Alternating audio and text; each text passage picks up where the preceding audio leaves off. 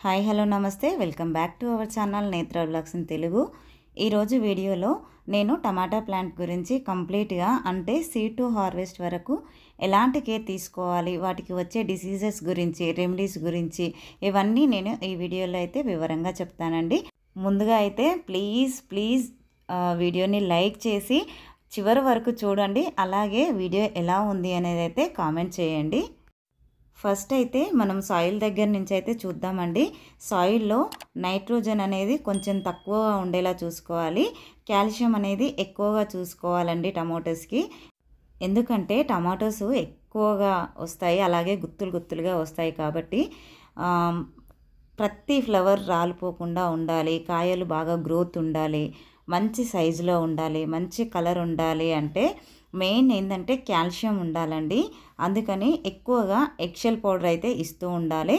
తర్వాత కమలా పండు తొక్కలు, ఇంకా లెమన్ తొక్కలు లాంటివి అయితే టమాటా మొక్కల్లో లేకుండా చూసుకోవాలి. ఎందుకంటే pH లెవెల్ అనేది ఎక్కువగా ఉంటే టమాటా ప్లాంట్ గ్రోత్ అనేది అయితే ఆగిపోతుంది. నైట్రోజన్ అనేది కమలా పండు తొక్కల్లోనూ, అలాగే నిమ్మ తొక్కల్లోనూ, టీ పౌడర్లోనూ అయితే ఎక్కువగా ఉంటుందండి. ఇది టమాటా మొక్కలకైతే అంత అవసరం లేదు, అందుకని అవి మన టమాటా మొక్కల్లో లేకుండా అయితే చూసుకోవాలండి. చూస్తున్నారు కదండి, మా టమాటా మొక్కలకైతే ఎంత చక్కగా ఎంత గుత్తులుగా కాయలు వచ్చాయో చూడండి.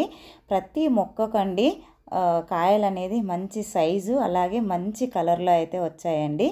మనము ఇంత చక్కగా రావడానికైతే సాయిల్ మిక్స్ అనేది మెయిన్ ఇంపార్టెంట్ అండి.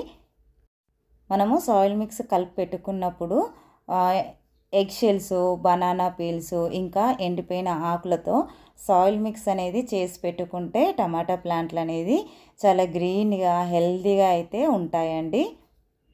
అయితే టమాటా మొక్కలు పెట్టిన 1 మంత్కి అయితే ఫ్లవర్స్ అనేది అయితే స్టార్ట్ అవుతాయండి. మొక్క గ్రోత్ కూడా చాలా హెల్తీగా ఉంటుంది. చూస్తున్నారు కదా, ఇక్కడ మా టమాటా మొక్కకైతే ఫ్లవర్స్ అనేది చక్కగా స్టార్ట్ అయిపోయి మనకి కాయలు కూడా కన్వర్ట్ అవుతున్నాయండి. ఇలాంటి స్టేజ్లో అయితే మనం పుల్ల మజ్జిగ స్ప్రే చేసుకోవాలి. ప్లాంట్ పెట్టిన 1 మంత్కి ఫ్లవర్స్ వచ్చేసి 2.5 నుంచి 3 మంత్స్ లోపల అయితే మనకు ఈ విధంగా హార్వెస్ట్లోకి అయితే వచ్చేస్తాయండి. టమాటాలో ఆకుముడత తెగులు అనేది వస్తూ ఉంటుందండి. ఇది వచ్చినప్పుడు ఇంగువ, మజ్జిగ ద్రావణం ప్లాంట్లకి స్ప్రే చేయాలి. అలా వీక్లీ 2 టైమ్స్, అంటే మీకు డిసీజ్ ఎక్కువగా ఉంటే ఎక్కువ సార్లు చేయాల్సి ఉంటుంది. ఒక్కసారి చేస్తే అయితే పోదండి. నెక్స్ట్ వచ్చేసి కాల్షియం తక్కువ అయితే కాయల కింద నల్లగా మాడిపోతాయండి. మనకి అట్లాంటి కాయలు వచ్చినప్పుడు కాల్షియం తక్కువ అయిందని అర్థం అండి. అప్పుడు మనము ఎగ్షెల్ పౌడర్ని వేయాలి, ఎందుకంటే దీనిలో రిచ్ కాల్షియం ఉంటుందండి. నా మొక్కలకైతే అలాంటి ప్రాబ్లం అయితే ఏం రాలేదండి. కానీ ముందుగానే మనం ఇలా కాల్షియం అందిస్తూ ఉంటే అలాంటి ప్రాబ్లం రాకుండా అయితే మన మొక్కల్ని కాపాడుకోవచ్చండి. తర్వాత వచ్చేసి ప్లాంట్కి సపోర్ట్ అనేది అయితే ఉండాలండి. ఇలాగా ఒక దారం సాయంతో సపోర్ట్ ఇచ్చుకుంటే కనుక చెట్టు పైదాకా నీట్గా వెళ్ళిపోతుందండి. చెట్టు ఎక్కడ కూడా విరగకుండా ఉంటుంది. అలాగే ప్రూనింగ్ చేయాలండి. అంటే ప్లాంట్ 1 ఫీట్ పెరిగిన తర్వాత కింద నుండి ఆకులను అయితే తీసేయాలి. అలాగే చిన్న స్టెమ్స్ వస్తూ ఉంటాయి, వాటిని కూడా తీసేయాలి. ఇక్కడ చూడండి కలర్ అయితే ఎంత బాగుందో. మంచి కలర్ రావాలంటే మంచి ఫెర్టిలైజర్ అయితే చూపిస్తానండి. ఇక్కడ 1 లీటర్ వాటర్ అయితే తీసుకున్నానండి. 1 లీటర్ వాటర్లో ఒక ప్యాకెట్ కాఫీ పౌడర్ని అయితే ఈ 1 లీటర్ వాటర్లో వేసుకొని 24 అవర్స్ అయితే సోక్ చేసుకోవాలి. నేనైతే ఆల్రెడీ ముందు రోజే చేసి అయితే పెట్టుకున్నానండి. ఇప్పుడు మీకు చూపించడం కోసం మాత్రమే ఇది చేస్తున్నాను. ఇది మనం వేరే మొక్కలకు కూడా ఇచ్చుకోవచ్చు. చూస్తున్నారు కదా, ఇలాగా సోక్ చేసుకున్న వాటర్ని అయితే 1:5 రేషియోలో కలుపుకొని మనం మొక్క మొదట్లో అయితే పోయాల్సి ఉంటుందండి.